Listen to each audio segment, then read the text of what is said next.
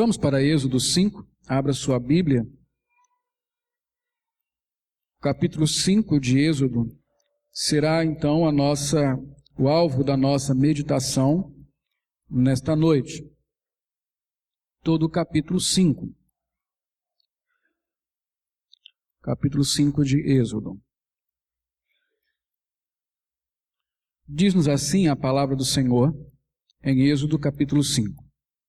Depois foram Moisés e Arão e disseram a Faraó: Assim diz o Senhor, Deus de Israel: Deixa ir meu povo, para que me celebre uma festa no deserto. Respondeu o Faraó: Quem é o Senhor, para que lhe ouça a voz e deixe ir a Israel? Não conheço o Senhor, nem tampouco deixarei ir a Israel. Eles prosseguiram: O Deus dos hebreus nos encontrou. Deixa-nos ir, pois caminham de 3 dias ao deserto, para que ofereçamos sacrifícios ao Senhor, nosso Deus. E não venha ele sobre nós com pestilência ou com espada. Então lhe disse o rei do Egito: Por que, Moisés e Arão? Por que interrompeis o povo no seu trabalho? Ide às vossas tarefas. Disse também Faraó: O povo da terra já é muito, e vós o distraís das suas tarefas. Naquele mesmo dia, pois, deu ordem Faraó aos superintendentes do povo e aos seus capatazes, dizendo: Daqui em diante não torneis a dar palha ao povo para fazer tijolos como antes. Eles mesmos que vão e ajuntem para si palha. E exigireis deles a mesma conta de tijolos que antes faziam, nada diminuireis dela. Estão ociosos e por isso clamam: Vamos e sacrifiquemos ao Senhor nosso Deus.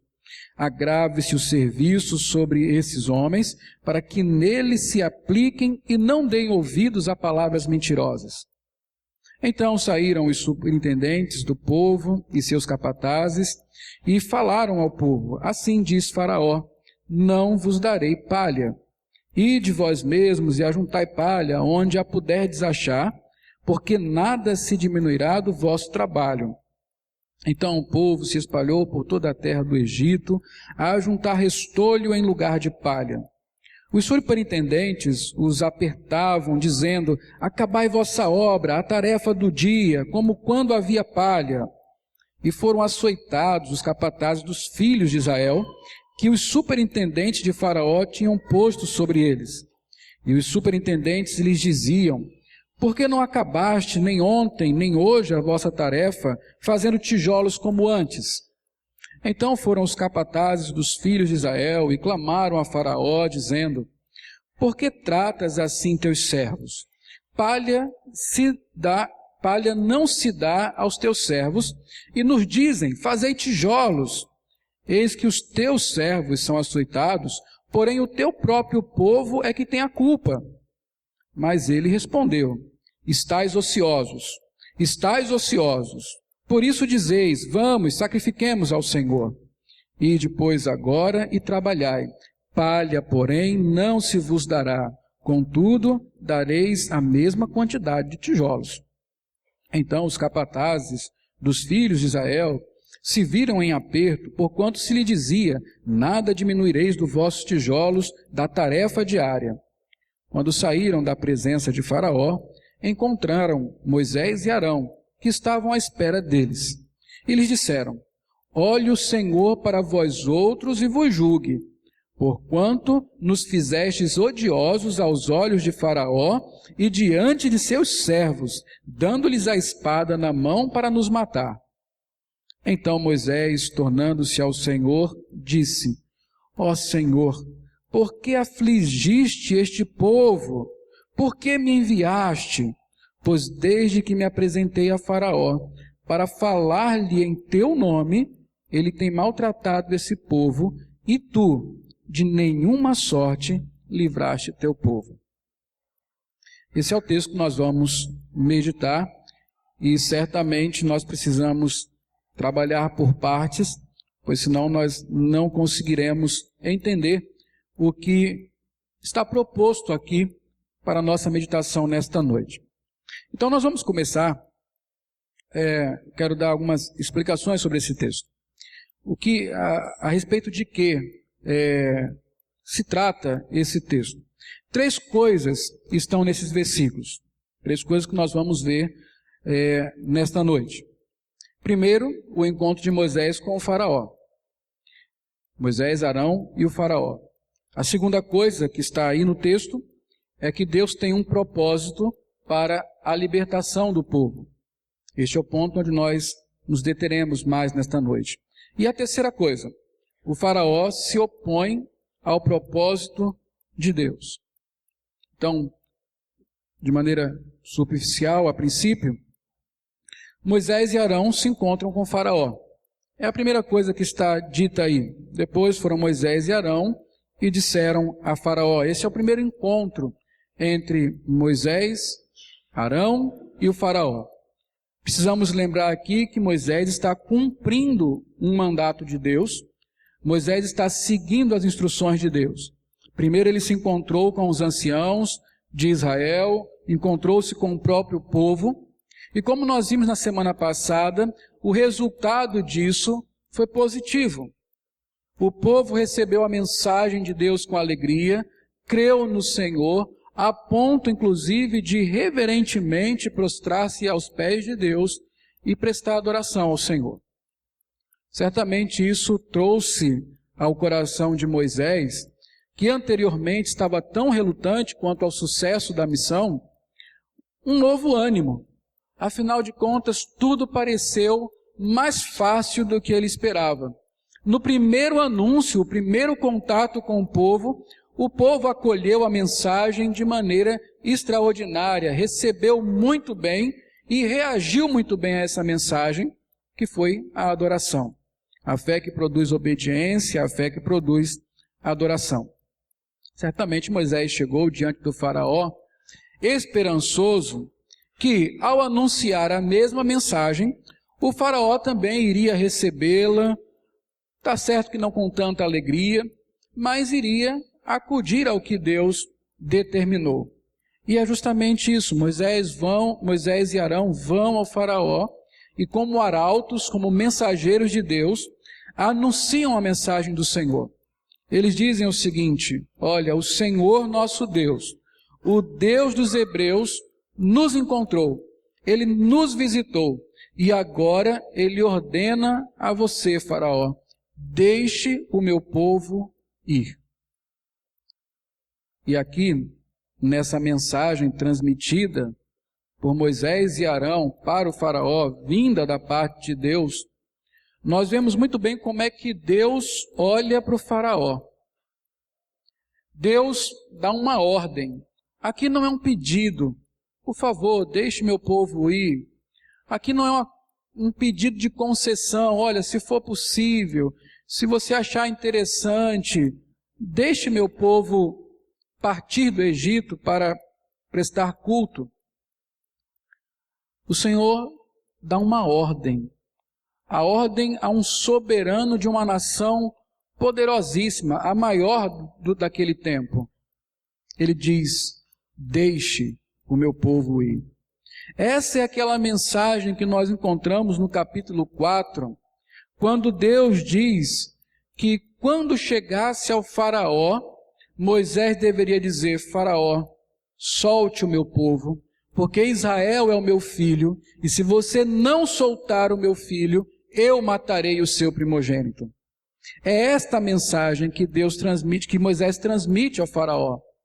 E aqui nós vemos que Deus não olha faraó como nada além do que um servo seu. Nada além do que alguém que está a seu serviço. Um instrumento dele. Alguém que deve acolher o seu comando, responder às suas ordens. Diante dos olhos de Deus, faraó não passa de homem. Isso é muito importante porque aos olhos, talvez até do próprio povo hebreu, o faraó fosse aquilo que ele pensava que ele mesmo era. Um Deus, o principal Deus do Egito. Então Deus, com o seu poder soberano, se dirige a ele por meio de servos. Não é nenhuma ordem que Deus desce diretamente para falar a ele. Ele manda um servo dizer para outro servo: deixe o meu povo ir. Mesmo o Faraó estava nas mãos de Deus. É por isso que nós afirmamos, com base em coisas como essa, assim como Deus tratou o Faraó, também tratou Nabucodonosor, tratou Ciro da Pérsia, tratou tantos poderosos. É com base nisso que nós entendemos que nem mesmo o diabo é páreo para Deus. Da mesma forma como Deus trata esses homens tão poderosos, Deus lida com o próprio inimigo das nossas almas, dando-lhe ordens que ele não pode desobedecer. Satanás é um servo nas mãos do Senhor. Esse encontro de Deus, de Moisés e Arão com o Faraó, tem justamente esse objetivo: deixa meu povo ir, dar a ordem para o Faraó. Mas então, o que nós vemos aqui, neste ponto, onde Moisés se encontra com o Faraó, é que a mensagem para o Faraó não é recebida com tanto agrado. Mas tem uma segunda coisa, que eu já falei: Deus tem um propósito nessa libertação. É a segunda coisa que vai ser anunciada aqui. Qual é o propósito de Deus em libertar Israel? Essa é uma meditação importante. Por que Deus quer que Israel deixe de ser escravo do Egito? Por que Deus quer que Israel saia do Egito e vá para Canaã? Isso é importante. O versículo 2 já nos responde isso. Para que me celebre uma festa no deserto. Já no primeiro versículo 1. Depois foram Moisés e Arão e disseram a Faraó: assim diz o Senhor, Deus de Israel, deixa meu povo ir. Preste atenção no propósito. Para que me celebre uma festa no deserto. Lá no versículo 3, nós vemos que celebrar festa no deserto é o mesmo que sacrificar ao Senhor. Lá no versículo 3 está: para que ofereçamos sacrifícios ao Senhor. Então o propósito de Deus em libertar o seu povo é para que este povo possa adorá-lo.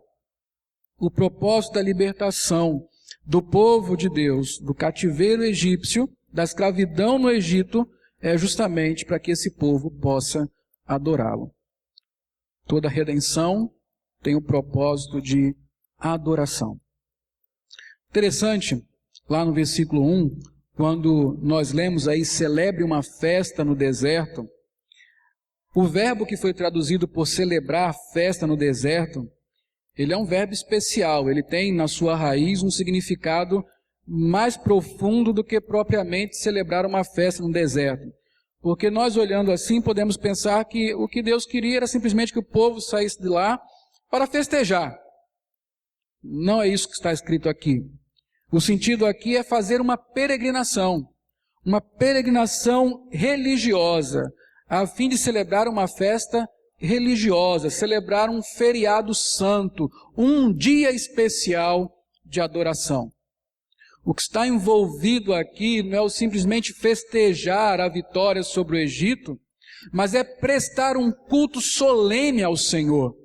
É isso que quer dizer esse celebrar festa no deserto, se formos mais fiéis ao original. O verbo que foi traduzido por celebrar festa no deserto, celebrar uma festa, é o verbo usado para as três principais festas, que está sempre associado às três principais festas do povo hebreu, que é a Páscoa, a festa das primícias, dos primeiros frutos, e a festa do tabernáculo. Todas essas são festas religiosas, são momentos de adoração ao Senhor. São celebrações culticas e solenes a Deus. O que Deus então está querendo aqui? Que a partir do Egito, a partir da libertação daquela escravidão, aquele povo começasse a peregrinar em adoração a Deus, até chegar ao local onde serviriam ao Senhor, com sacrifícios, com solenidades, com todo o festejo cultico que deve ser prestado ao Senhor. Enfim, o propósito de Deus é a adoração. O propósito de Deus libertar o seu povo é que este povo o adore, se entregue a Ele. E a terceira coisa que nós vimos aqui, nesse texto que lemos, é que o faraó se opõe ao propósito de Deus. O versículo 2 diz: respondeu o faraó: quem é o Senhor, para que lhe ouça eu a voz e deixe ir a Israel? Não conheço o Senhor, nem tampouco deixarei ir a Israel. O rei do Egito imediatamente se opôs à ideia. E o pior de tudo, ele foi bastante arrogante. Ele diz que ele não conhece Yahvé. O Senhor aqui, e nós não temos traduções, versões em português, que traduza Senhor pelo que realmente está aqui, que é Yahvé, é o nome de Deus. Ele diz: eu não conheço Yahvé, não sei quem Ele é, não posso e não quero ouvir a sua voz. Dentro dos deuses que o faraó conhecia, Yahvé não estava entre eles. Então ele fez pouquíssimo caso deste Deus. Ainda que Moisés e Arão explicassem no versículo 3, Yahvé, o Deus dos hebreus, nos visitou e nos manda sair, o faraó continuou irredutível, dizendo: não ouvirei a voz de Yahvé. Quem ele é para que eu lhe obedeça? Eu comecei dizendo que Deus, Yahvé, deu uma ordem para o faraó, porque ele o vê como um servo. O faraó ignorava quem era Yahvé e não teve o mínimo temor a respeito dos deuses dos hebreus. Desdenhou dele e disse: não ouvirei, não obedecerei, e quanto a Israel, eu não deixarei este povo ir. Esta pergunta, quem é Yahvé, teve uma resposta muito cara para o Egito e para o faraó.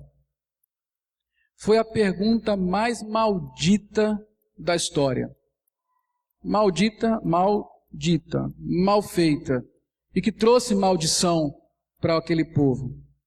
Porque a partir do capítulo 6 até o capítulo 12, todo o empenho de Yahvé é dizer para o Egito quem ele é. Versículo 7, capítulo 7, verso 5, Deus fala o seguinte: saberão os egípcios quem eu sou. Melhor, saberão os egípcios que eu sou o Senhor, quando estender a mão sobre o Egito e tirar do meio deles os filhos de Israel. E você sabe como é que Deus fez isso: com atos de juízo, com pestilência, com terror e com a morte dos primogênitos. Deus respondeu à pergunta do faraó. Nós vimos semana passada que Deus começa o seu juízo sobre o Egito não com as pragas, mas ele começa o seu juízo sobre o Egito endurecendo o coração do faraó. E esta pergunta, esse desdém a respeito de Deus, é o nítido endurecimento de alguém em relação a Deus. Não há o mínimo temor. E sabe, meus irmãos, ainda que nós não tenhamos a coragem de fazer como o faraó fez e perguntar em alto e bom som quem é Yahvé para que lhe ouça a palavra, quando nós insistimos no pecado, quando nós insistimos na desobediência, quando nós insistimos em não dar crédito à palavra de Deus e aplicá-la a cada uma das áreas das nossas vidas, em secreto, lá no nosso coração, nós estamos dizendo: quem é Deus para que eu lhe ouça a voz? E nós precisamos temer o nome do Senhor. Nós precisamos nos arrepender disso, para que Deus não queira nos mostrar quem Ele é, como fez com o faraó e com o Egito. Os demais versículos, depois do versículo 5, vão falar sobre esse esforço do faraó em impedir o povo de sair, as providências que ele tomou para se opor a Deus e a sua ordem de deixar o povo ir e prestar culto ao Senhor. Quando nós estivermos falando dos 10 mandamentos, eu vou voltar a esse capítulo 5 para falar especialmente dos versículos 6 a 23. Eu não vou me deter nisso agora, mas esses versículos contam a história das providências do faraó a fim de se opor à ordem de Deus. A sua desobediência e endurecimento se concretizam nessas ações. Eu quero me concentrar hoje nos primeiros versículos, de 1 a 5, que falam justamente do Deus que veio libertar o seu povo com o propósito de que este povo o adore. Então, a segunda coisa que nós vimos aqui é que o propósito de Deus para a libertação do seu povo é a adoração. Então, nós concluímos que Deus quer ser adorado com exclusividade. Deus, de fato, quer ser adorado. Este é o propósito. Nós vamos ver duas coisas nesses versículos que nós lemos a respeito desse propósito de Deus em ser adorado depois de libertar o povo. A primeira coisa que nós vamos ver é que Deus quer que eles não sirvam mais ao faraó e ao Egito. O que Deus pretende com a libertação de Israel, com a libertação do povo hebreu, é que eles não sirvam mais ao faraó e ao Egito. Essa é a primeira coisa. A segunda coisa, que é propósito de Deus, na libertação do povo de Deus, é que eles sirvam a Deus exclusivamente. Então Deus quer libertá-los para que eles não sirvam mais ao faraó e ao Egito, e Deus quer libertá-los para que eles sirvam agora exclusivamente a Yahvé, o próprio Deus. Sirvam com exclusividade, serviço e adoração exclusivos ao Senhor. Versículo 1, deixa meu povo ir para que me celebre uma festa no deserto, para que peregrine para me prestar culto no deserto. Versículo 3, deixa-nos ir, pois caminho de 3 dias ao deserto, para que ofereçamos sacrifícios ao Senhor, nosso Deus. Observe que nessas duas expressões, versículo 1 e versículo 2, há um único objeto de adoração. Quem é ele? Deus, Yahvé. Todo o propósito é esse, para que o povo saia e adore o Senhor. E somente o Senhor. De onde é que vem essa ideia de exclusividade? De onde é que vem esse princípio de que que Israel deveria adorar somente o Senhor? Isso tem base naquela aliança que nós falamos aqui entre Deus e Abraão. O propósito de Deus naquela aliança que está lá em Gênesis, no capítulo 17, a partir do capítulo 12 até o capítulo 17, todos esses capítulos tratam desta aliança de Deus com o povo dele, que é Israel. Nós vemos que o propósito de Deus ali é criar um relacionamento exclusivo entre ele e o seu povo, entre ele e Israel, os hebreus. Lá ele fala para ser o seu Deus, o Deus de Abraão, e o Deus da tua descendência.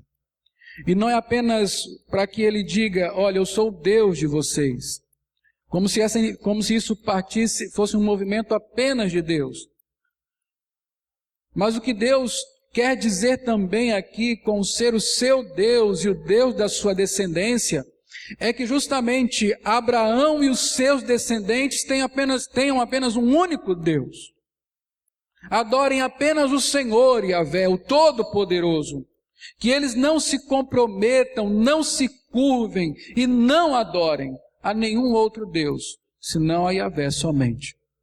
Você vai ver que toda a instrução de Deus, a que se repete, de todas as instruções de Deus, a que se repete com maior frequência é: não se misturem, não adorem outros deuses. A lei moral, os 10 mandamentos, começa justamente com isso: não terás outros deuses diante de mim.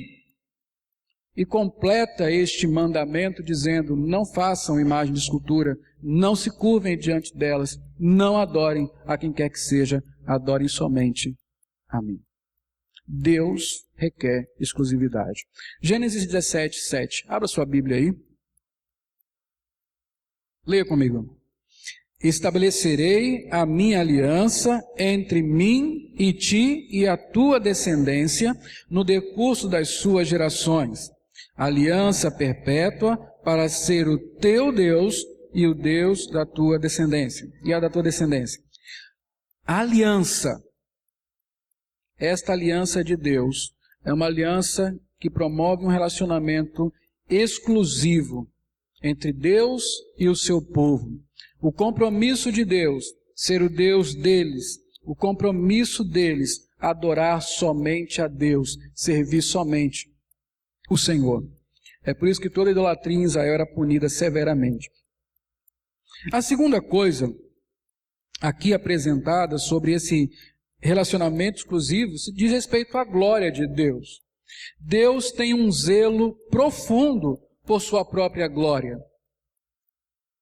Deus não permite duplicidade na adoração. Deus não permite compartilhar a sua glória com quem quer que seja. Deus não permite nem aceita um coração dividido, um pensamento que cocheia entre dois senhores. Deus não permite que a sua adoração seja feita sem a integralidade do ser. Deus não permite isso. E o povo, estando no Egito, não poderia adorar o Senhor integralmente, estando debaixo do jugo do faraó, estando em uma nação pagã, estando presos às amarras e às ocupações que o faraó promovia para aquele povo. Deus, a escravidão no Egito, refletia na glória de Deus, manchava o seu caráter perfeito. Em Isaías 42:8, o Senhor diz assim: eu sou o Senhor, este é o meu nome, a minha glória, pois não darei a nenhum outrem, nem a minha honra às imagens de escultura. Deus tem zelo por sua glória. É por isso que Ele não compartilha culto e adoração com ninguém. A glória do Senhor é dele e somente dele. É por isso que a adoração de Deus, que Deus exigia, e foi por isso que Deus libertou Israel, é para que ela fosse completamente exclusiva. O Senhor, então, Ele é exclusivista e é zeloso de sua própria glória e do seu povo. Idolatria, falta de integridade, duplicidade, hipocrisia, essas coisas não são concebidas no culto do Senhor. Por isso, Deus quer tirar o povo do Egito. Por quê? O Egito é a terra dos ídolos, do paganismo. É a terra onde o faraó é o Deus, é o grande Senhor. Essa não é a terra para o povo de Deus. O povo de Deus não pode habitar numa terra onde outros deuses sejam exaltados, onde haja no trono um outro Senhor que não Yahvé. E aí Ele quer levar esse povo para outra terra. E qual é essa outra terra? Canaã. Canaã é a terra da aliança. Canaã é a terra onde Deus se estabelece como Senhor, onde Ele fincou o seu trono. Lá em Canaã Ele deu leis ao seu povo. Lá em Canaã Ele estabeleceu o seu reinado. E lá o povo poderia adorá-lo com integridade e exclusividade. Este é o povo de propriedade exclusiva de Deus. Eu queria ler alguns textos para mostrar justamente isso. Esse cuidado, este zelo que Deus tinha com o seu próprio povo. Esse ciúme, como a Bíblia própria diz, a respeito do seu relacionamento com o seu povo. Em Êxodo mesmo, capítulo 6, 7 e 8, eu vou ler, vocês não precisam abrir, só preste atenção na leitura, porque é só para afirmar aquilo que nós estamos, biblicamente, aquilo que estamos afirmando aqui. Êxodo 6, de 7 a 8, diz assim: tornar-vos-ei por meu povo, e serei vosso Deus. E sabereis que eu sou o Senhor vosso Deus, que vos tiro de debaixo das cargas do Egito, e vos levarei à terra, a qual jurei dar a Abraão, Isaque e a Jacó, e vô-la darei como possessão. Eu sou o Senhor. Veja, tornar-vos-ei meu povo, e serei o vosso Deus. Essa é uma relação de amor comprometida e exclusiva. Deuteronômio 14, 2. Porque sois povo santo ao Senhor vosso Deus. Santo é separado. Porque sois povo santo ao Senhor vosso Deus, e o Senhor vos escolheu de todos os povos que há sobre a terra, para lhe seres seu povo próprio. No original, para ser seu tesouro e possessão. Veja, Deus possui um povo, este povo é dele. E finalmente Levítico 26, 12. Tudo isso nesse contexto de Deus com este povo que está saindo do Egito e chegando e habitando em Canaã. Deus diz: andarei entre vós e serei o vosso Deus, e vós sereis meu povo. Meus irmãos, Deus tem um único propósito em libertar o seu povo. Ele quer que o povo saia do Egito para restabelecer esse relacionamento exclusivo, no qual ele será o Deus de Israel, e onde Israel adorará somente o Senhor. O que Deus propõe? Qual é o propósito de Deus? Que este povo liberto o adore. Mas isso é sobre Israel. É no Antigo Testamento. Ainda não é sobre nós, a igreja do Senhor. E agora eu preciso mostrar para os irmãos, de forma aplicada para as nossas vidas, que este mesmo princípio de adoração exclusiva continua até hoje e se refere a nós também, a igreja, que somos o povo de Deus a partir da vinda de Cristo. No Novo Testamento, o mesmo princípio e a mesma verdade eterna se mantém. Deus quer ser adorado exclusivamente. Deus quer que o adoremos. Da mesma forma, Deus não quer que sirvamos mais ao pecado, o nosso antigo Senhor. Esse era o nosso estado de escravidão. Éramos escravos não no Egito, mas éramos escravos do pecado. E quando Deus nos libertou em Cristo, o que Ele quer? Que nós não sirvamos mais ao pecado. Ele quebrou as cadeias do pecado. Ele libertou-nos das algemas da escravidão pecaminosa. Ele não quer mais que sirvamos ao pecado. Ao contrário, o que Ele deseja de fato, e por isso nos salvou para este propósito, é que o sirvamos com exclusividade. Então guarde isso. São dois princípios simples, duas verdades simples e importantes, que conhecedores delas podemos dirigir as nossas vidas segundo o propósito correto. Deus me libertou do pecado. E qual o propósito disso? Que não sirvamos mais o pecado e que sirvamos a Deus com exclusividade. Jesus enfatiza essa verdade ensinando o seguinte. Abra sua Bíblia em Mateus 6, 21. São os versículos finais, os capítulos finais do Sermão do Monte. Porque onde está o teu tesouro, aí estará também o teu coração. Mateus 6, 24. Vamos ler? Ninguém pode servir a dois senhores, porque ou há de aborrecer-se de um e amar ao outro, ou se devotará a um e desprezará o outro. Não podeis servir a Deus e às riquezas. O que Jesus está ensinando aqui? Qual é a verdade eterna e aplicada às nossas vidas, nós que somos o povo de Deus na atualidade, a igreja, que Jesus está ensinando aqui? Primeiro, Jesus ensina que o objeto de desejo de uma pessoa é o que a domina. o objeto de desejo de uma pessoa é aquilo que domina essa pessoa. Onde está o tesouro, está também o coração. Onde está o tesouro, está o coração. As minhas afeições mais profundas são dedicadas ao objeto do meu desejo. Aquilo que eu desejo me guia. Aquilo que eu desejo com mais profundidade é o meu Deus. É onde eu coloco a minha devoção. Onde está o tesouro, está o coração. A outra coisa que Jesus ensina aqui é que é impossível, olhe bem, é impossível servir a dois senhores. E ele diz muito claramente, ninguém tem essa capacidade, ninguém pode servir a dois senhores. E quem quiser tentar fazer isso, vai ter um único resultado.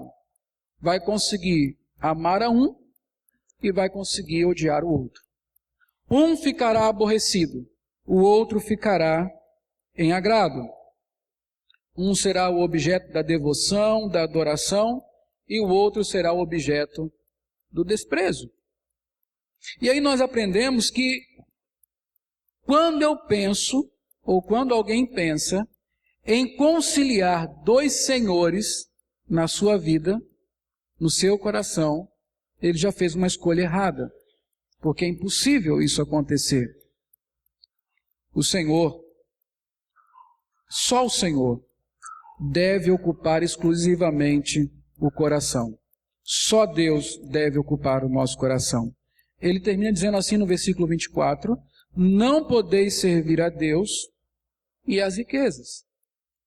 E certamente o Senhor quer nos ensinar que nós devemos servir, abandonando todas as outras coisas, somente o Senhor.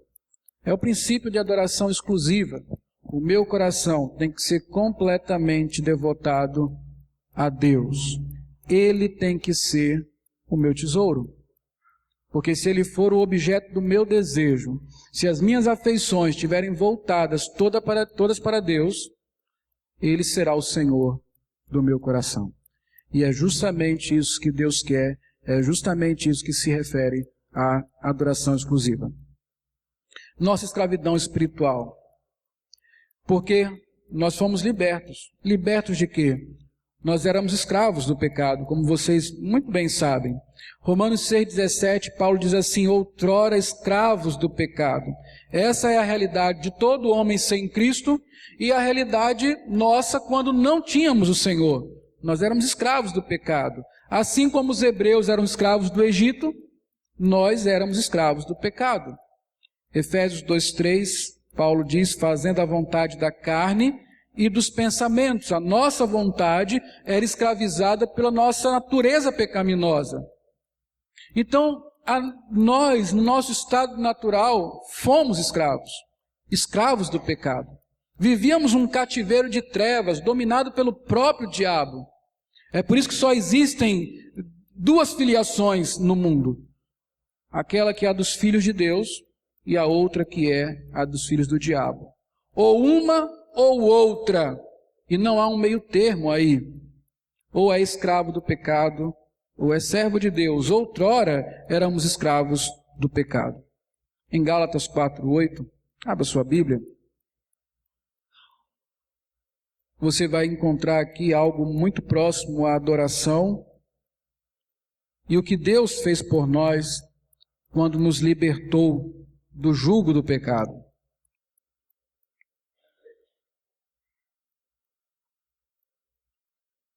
Vamos ler? Outrora, porém, não conhecendo a Deus, servíeis a deuses que, por natureza, não são. A quem nós servíamos quando não conhecíamos a Deus? A outros deuses. Um coração nunca fica sem um Deus.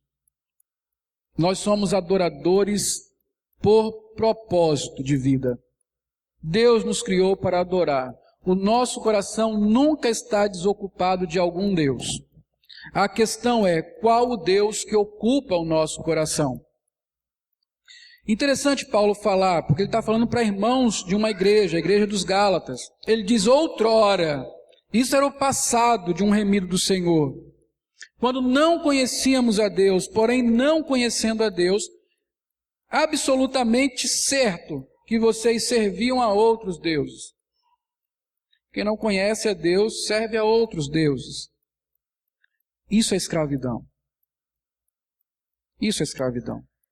E os deuses, para nós, não se traduzem apenas nas imagens de escultura e tudo mais. Se traduzem justamente naquilo que é o objeto da minha devoção, aquilo que é o meu tesouro, aquilo que é precioso para mim, a ponto, inclusive, de eu ter a capacidade de renegar Deus por conta dessas coisas. Outrora, nós éramos escravos e servíamos a outros deuses. Até que veio a nossa libertação. O Senhor Jesus Cristo nos libertou. Em Romanos, no capítulo 6, verso 6, está escrito assim: sabendo isto, que foi crucificado com ele nosso velho homem, para que o corpo do pecado seja destruído, e não sirvamos mais o pecado como escravos. Olha aí, da mesma forma que aquele povo foi liberto da escravidão no Egito, por Moisés, instrumento de Deus, nós também fomos libertos da nossa escravidão do pecado por um instrumento de Deus mais excelente do que Moisés, que foi o próprio Filho de Deus, ou Deus encarnado, o Senhor Jesus Cristo. E como é que ele nos libertou? O preço foi altíssimo. Foi o seu próprio sacrifício. Ele foi crucificado. E aquele que foi crucificado com ele foi liberto do pecado. E aqui Paulo diz: e não sirvamos. Qual o propósito de Cristo ter sido crucificado e nós com ele crucificados?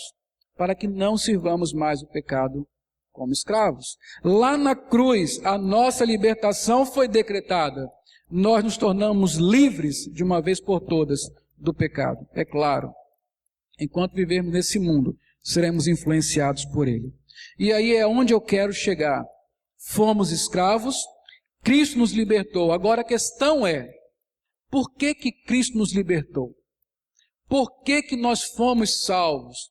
Por que você hoje tem a certeza de que Cristo morreu por você? Qual o propósito de Deus em me salvar, em lhe salvar? Isso é importante. Quando nós não sabemos o propósito, nós fazemos qualquer coisa. Caminhamos por qualquer caminho. Vivemos de qualquer maneira. Quando perdemos de vista qual o propósito de Deus em me salvar. E a Bíblia responde isso com muita clareza. Graças a Deus, as coisas ligadas à salvação são mais claras do que a água límpida de um rio sem poluição. Clara, objetiva. Vamos para a Bíblia e nós vamos entender qual é o propósito de Deus em nos libertar. Você já sabe, Deus libertou o povo hebreu para que propósito? Para que ele fosse prestar culto ao Senhor, para que ele fosse adorar exclusivamente a Deus. E certamente o propósito é o mesmo. A relação dos hebreus com o Egito serve como ilustração para a nossa realidade, entre o pecado, entre a igreja e o pecado, aqueles que foram remidos e o seu antigo Senhor. Então aprenda com a palavra de Deus, recobre a sua memória a respeito do propósito da sua salvação. Por que Deus me salvou? A Bíblia responde da seguinte maneira. Romanos 6,13. A Bíblia diz: não ofereçais cada um os membros do seu corpo ao pecado, como instrumentos de iniquidade, mas oferecei-vos a Deus como ressurretos dentre os mortos, e os vossos membros a Deus como instrumentos de justiça. Nós fomos libertos, segundo Paulo, para não nos oferecermos mais ao pecado, mas nos oferecermos a Deus. Para usarmos os nossos membros para o Senhor como instrumentos de justiça. Ou seja, nós fomos libertados para servir a justiça de Deus, para glorificar somente o Senhor. Efésios 1,6. Está escrito assim: quando Paulo fala sobre a predestinação, sobre a eleição de Deus, que nos escolheu desde a fundação do mundo, Paulo diz o seguinte: qual o propósito disso? Para louvor da glória de sua graça, que ele nos concedeu gratuitamente no amado. E segue no versículo 12, a fim de sermos para o louvor de sua glória, nós, os que antemão esperamos em Cristo. Qual é o propósito? Louvor a Deus, louvor à graça de Deus. Nós fomos salvos para glorificar o Senhor por sua grande salvação. É para isso que Deus nos salvou. Segundo aos Coríntios 5,15, ele morreu. Quem morreu? Cristo.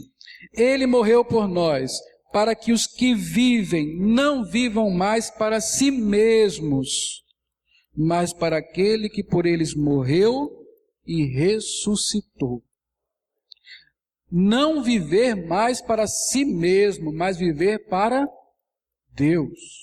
Viver para Cristo. Você é um salvo, você já tem um propósito para a sua vida. Você não pode eleger um outro propósito, senão adorar exclusivamente a Deus. Deus não lhe salvou para você tirar férias no céu. Deus não lhe salvou para você ser próspero, para você ser feito de aço e não ficar doente. Deus não lhe salvou para você ter uma vida boa. Quem acompanhou o boletim há semanas atrás, naquela série sobre 5 verdades que levam à conversão, uma delas é que a nossa salvação não é toda para esta vida.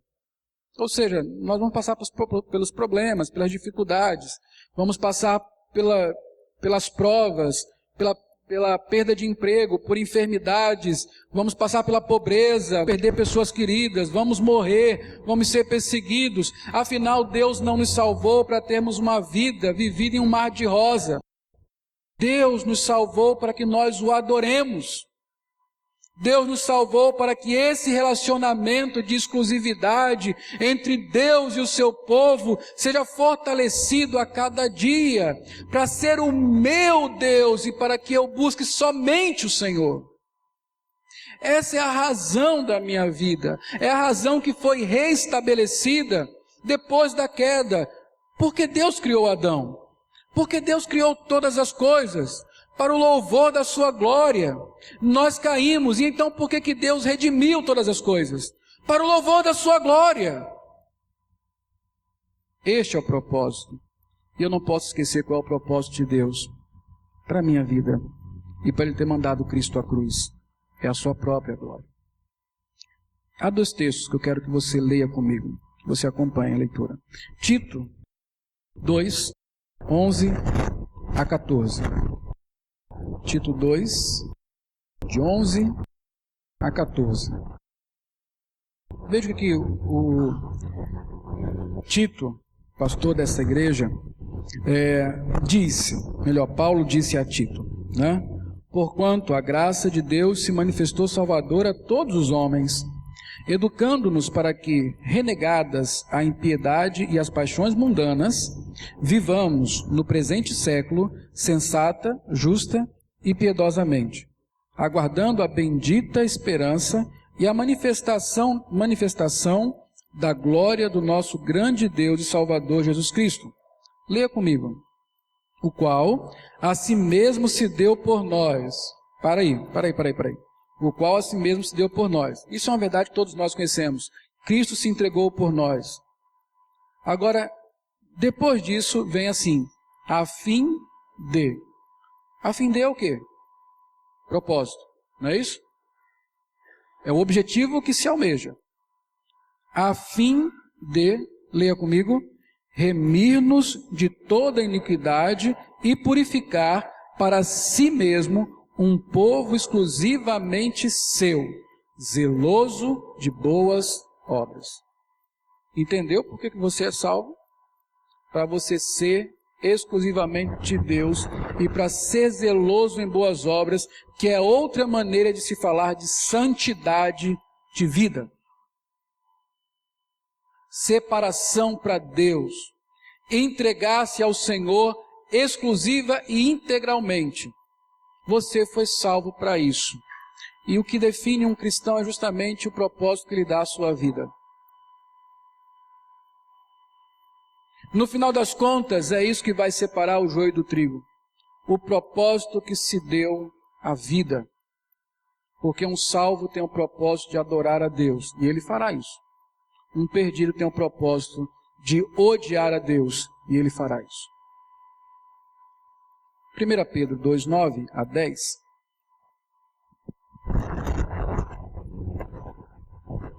Texto muito conhecido, mas que fala justamente dessa adoração exclusiva. Esse texto, ele é uma repetição do Antigo Testamento, onde Deus fala isso aqui para Israel e sobre Israel. E agora Pedro aplica o mesmo texto, as mesmas palavras à igreja. E o que é a igreja na visão de Pedro? 1 Pedro 2, 9 a 10, leia comigo. Vós, porém, sois raça eleita, sacerdócio real, nação santa, povo de propriedade exclusiva de Deus. Para aí. O que vem agora? A fim de, não é? A fim de, leamos, proclamardes as virtudes daquele que vos chamou das trevas para a sua maravilhosa luz. Vós sim, que antes não erais povo, mas agora sois povo de Deus, que não tinhas alcançado misericórdia, mas agora alcançaste misericórdia. Então qual é o propósito? Nós sermos elogiados dessa maneira, nação santa, sacerdócio real, povo de propriedade exclusiva de Deus, comprados por Cristo. Qual o propósito disso? A fim de nós proclamarmos a virtude de Deus, as virtudes de Deus, daquele que nos chamou das trevas para a sua maravilhosa luz. Em outras palavras, para que toda a glória seja dada ao Senhor. Esse é o propósito da vida de um salvo, porque um salvo foi salvo para isso, para viver assim, em louvor e adoração a Deus. Deus nos salvou para que o adoremos, sirvamos com exclusividade. Por outro lado, o novo povo de Deus, a igreja, do novo povo de Deus, a igreja, é exigida fidelidade e dedicação exclusiva ao Senhor. Como é que nós podemos, agora que entendemos que as mesmas realidades lá do Egito, quando o povo foi libertado para adorar ao Senhor, se aplicam a nós também, igreja, que fomos libertos do pecado, para servirmos somente ao Senhor? Como é que nós podemos implementar isso em nossas vidas? Como é que eu e você temos que lidar com esta verdade eterna e incontestável de que Deus nos salvou para a sua adoração exclusiva, para a sua própria glória? A primeira coisa que eu quero que você guarde em seu coração, com base em tudo isso que nós meditamos até aqui. Deus tem um propósito para a sua vida. Você já ouviu essa frase, né? Irmão, Deus tem um propósito em sua vida. Tem gente até que pensa que não vai morrer porque Deus tem um propósito na vida dele. E de fato tem. Deus tem um propósito na sua vida. E eu posso dizer com segurança que não é fazer você ficar rico, que não é para fazer de você um missionário, que não é de fazer de você o que lá se pensa aí quando se fala de propósito de Deus para a vida de alguém. O propósito de Deus para a sua vida, você que é um salvo, é que você o sirva e adore com exclusividade. E enquanto você não faz isso, você está vivendo fora do propósito de Deus. Qual a vontade de Deus para a minha vida? Que você o adore. Essa é a vontade de Deus para a sua vida.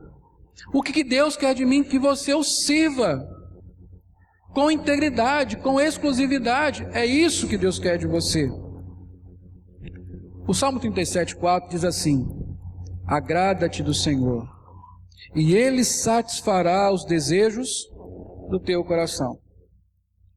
Se agrade em Deus. E aí, conversando com a Raquel me fez ver esse texto de uma maneira completamente diferente. E ela tem razão no que disse.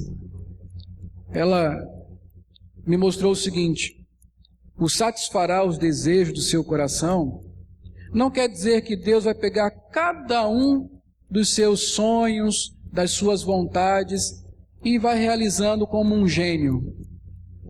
Significa que o próprio Deus, a sua pessoa, será suficiente para você. Ele satisfará o seu coração. Lembra o que Jesus disse? Onde está o seu tesouro, está o seu coração. A Bíblia está dizendo no Salmo 37, que Deus seja o seu tesouro, que Ele seja o seu desejo mais profundo, que Ele seja o centro das suas afeições. A adoração não é o que nós fazemos no templo, a adoração é o que sentimos por Deus. Esse é o propósito de Deus para a sua vida, que Ele seja o centro dela, que Ele seja o seu desejo e que você sinta satisfação somente nele. E aí você vai ter o seu coração satisfeito. A segunda coisa, Deus quer ser adorado com exclusividade. Isso foi o que nós falamos o tempo todo. Mas eu queria esmiuçar isso para você em algumas frases. A primeira, não tente arrumar um lugar importante para Deus em sua vida. Deus não quer ser importante na sua vida. Nós até temos esse cuidado, né? Um lugar importante para Deus, um lugar melhor para Deus. Deus não quer um lugar importante na sua vida. Não tente arrumar um lugar importante para Deus na sua vida. Não tente colocar Deus entre as suas prioridades. É uma boa intenção até, fazer de Deus uma das suas prioridades. Talvez até a primeira delas. Mas Deus também não quer estar entre as suas prioridades. Deus não precisa disso. Deus não precisa disso. Não tente colocar Deus em primeiro lugar. Agora o senhor pirou mesmo, né, pastor? Dizer que não é para botar Deus em primeiro lugar. Não tente colocar Deus em primeiro lugar. Não tente colocar Deus como uma coisa primeira, na frente de outras coisas.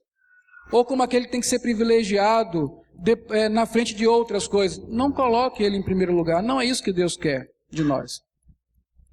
Você que é um crente já de algum tempo, deve conhecer aquela musiquinha.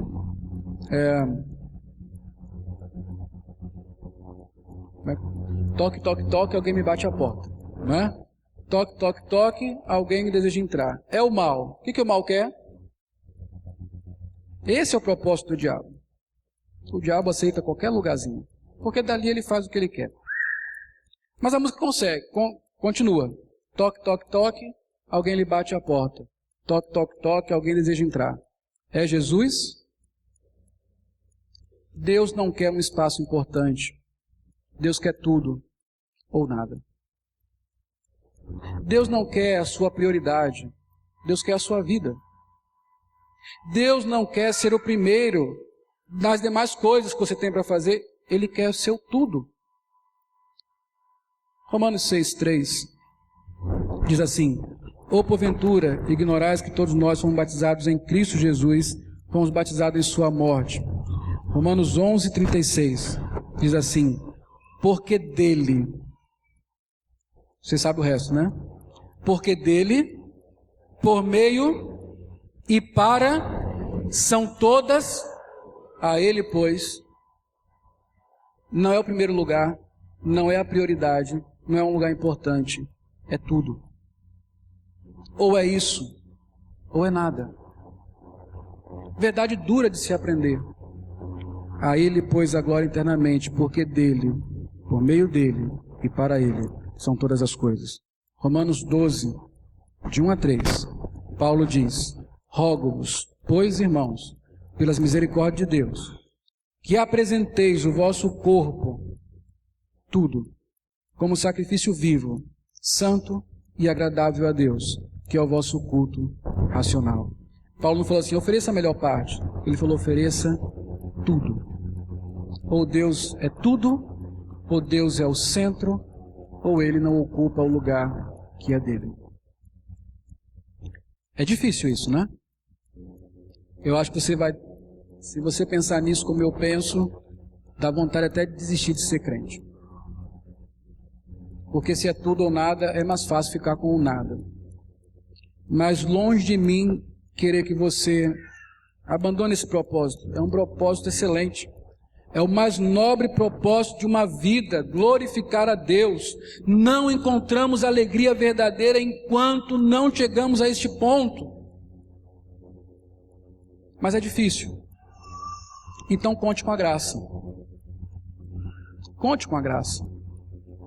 Sabe, meus irmãos, Cristo foi à cruz para me libertar do meu antigo Senhor e me entregar a um novo Senhor. Ele fez isso. Isso está realizado na cruz.